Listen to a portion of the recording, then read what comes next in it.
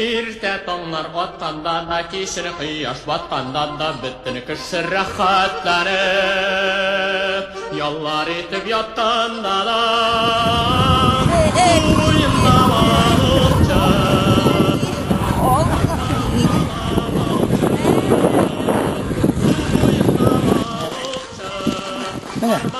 Korkmuşsun mu ne patladı? Düşkü diye batılayım ne? Peki ok diye batılayım ne olsun? Kora başı var iş.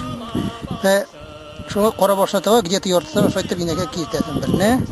Böyle bir şey yapayım. Niye Ne suda oynuyor şuna ikine. Gittim kirmedim hem.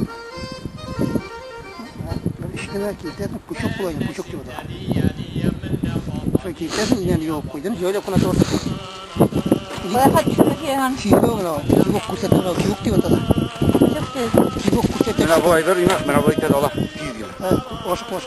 Oy bak, sen bir balık kırsan bu. Oğlan bak. Oğlan bak, ne etken.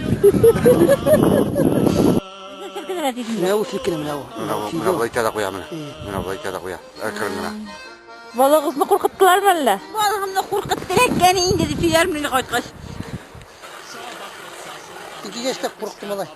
Sen de öğretmen tutun indi. Koşak buna koşatlara bitmeye gerekmeyin. Koşatlar bir kere var kite balık. Tek olay bunda şimdi ne oldu? Uyumda balıqça parmaq çala balıqça